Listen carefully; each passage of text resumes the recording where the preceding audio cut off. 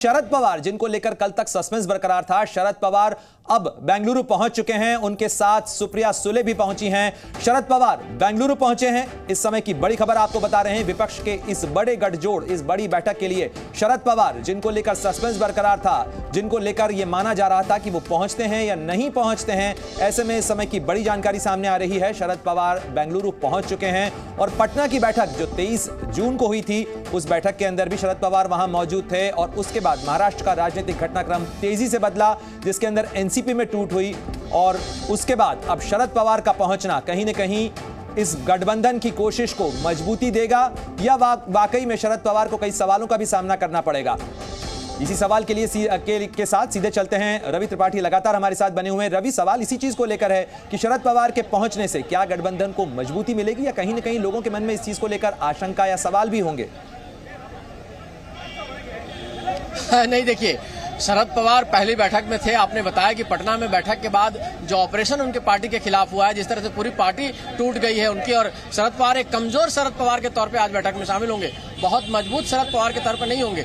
लेकिन देखिए, माना जाता है कि महाराष्ट्र में उनका कद एक बड़ा नेता का है, मराठी नेता माने जाते हैं। तो ऐसी स्थिति में देखिए उनके साथ जो सहानुभूति है उसका फायदा उठाना चाहेगी पार्टी, जो विपक्षी पार्टियां, और साथ ही साथ एक एक्सपीरियंस लीडर, शरद पवार का लंबा चौड़ा एक्सपीरियंस 1977 से लेकर अब तक का लंबा, लगभग 45 साल का जो उनका अनुभव है, उसका अनुभव का गठबंधन फायदा लेना चाहेगा, विपक्षी गठबंधन फायदा उठाना चाहेगा। अब ये डिपेंड करता है कि शरद पवार कब तक सस्टेन करते हैं। कई बार कांग्रेस के नेता ही कहते हैं कि शरद पवार शरीर तो हमारे साथ है लेकिन आत्मा कहीं और है। कांग्रेस के नेता ऑफ रिकॉर्ड कहते हैं। तो शरद पवार को समझना भी बहुत मुश्किल है। अभी भी कहा जा रहा है कि जो सब कुछ हुआ है उसमें पर्दे के पीछे कहीं ना कहीं शरद पवार का भी रोल है। तो शरद पवार को लेकर तमाम तरह की भ्रांतियां, रवि, यही बड़ा सवाल है कि सत्ता के बड़े स्पिनर माने जाते हैं शरद पवार, और अगर पार्टी की बात की जाए तो चाहे ममता बनर्जी हो चाहे शरद पवार, सब कांग्रेस से ही निकले हैं। तो ऐसे में कांग्रेस के लिए उन तमाम नेताओं के साथ गठजोड़ करना यूपीए में जरूर बनाया गया था, लेकिन अब कॉमन मिनिमम प्रोग्राम को लेकर भी बहुत सारी चीजें हैं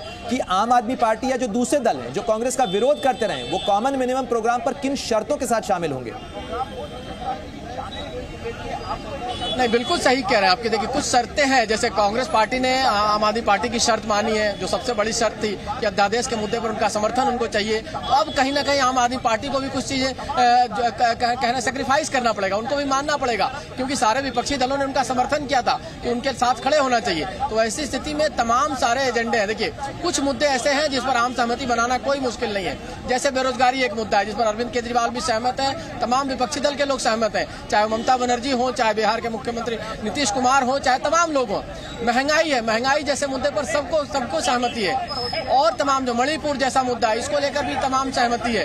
तो कहीं ना कहीं जो 3-4 मुद्दे हैं उसको लेकर सीधे सहमति दिख रही है। कुछ मुद्दे ऐसे हो सकते हैं जो स्टेट एसपी को, जैसे पंजाब को लेकर कहीं ना कहीं विवाद हो सकता है, दिल्ली को लेकर केजरीवाल के साथ विवाद हो सकता है, पश्चिम बंगाल में क्या मुद्दे होंगे उसको लेकर ममता बनर्जी के साथ कुछ चर्चा हो सकती है। लेकिन कोशिश ये की जाएगी कि एक कंसेंसस बने, चूंकि आपको 1 by 1 सीट पर चुनाव लड़ना है। 450 सीटों पे आपने जब तय किया है कि एक कैंडिडेट देना है, तो एक मुद्दे के साथ भी जाना होगा। ऐसा नहीं होगा कि बंगाल में अलग मुद्दे के साथ जाएं, बिहार में आप अलग मुद्दों के साथ जाएं।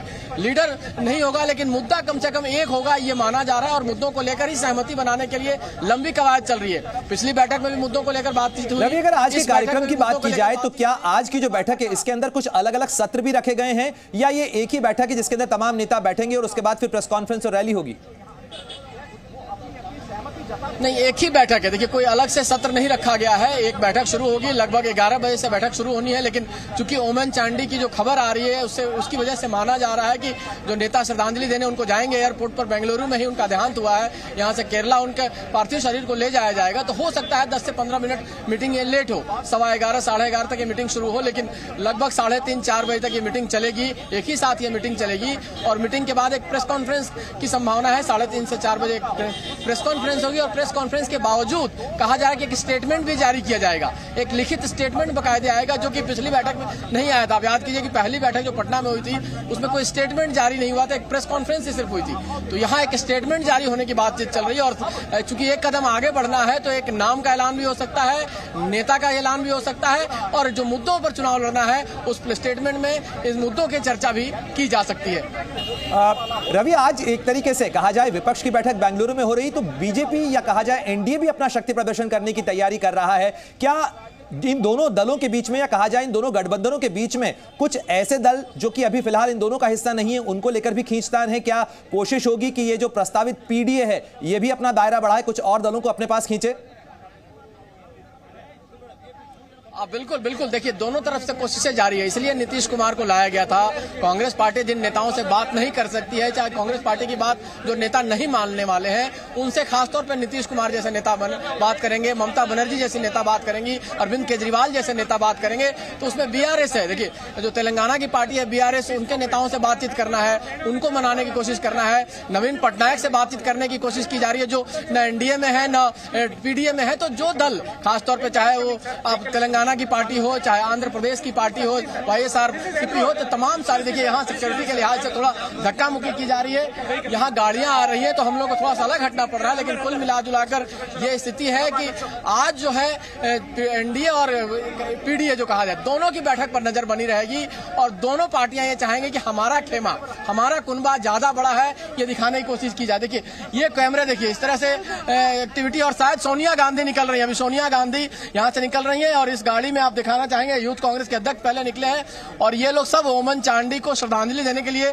जो कांग्रेस के नेता निकल रहे हैं। तो ये तस्वीर देखिए, इस गाड़ी में मुझे लगता है कि मल्लिकार्जुन खड़गे, देखिए खड़गे साहब गाड़ी की अगली सीट पर बैठे हैं, हाथ हिलाते जा रहे हैं। सोनिया गांधी और राहुल गांधी इस गाड़ी में बैठे हैं और यहाँ से निकले हैं हॉस्पिटल के लिए, आई थिंक जाएंगे, जहां पर बिल्कुल रवि, आप बने रहे हमारे साथ में।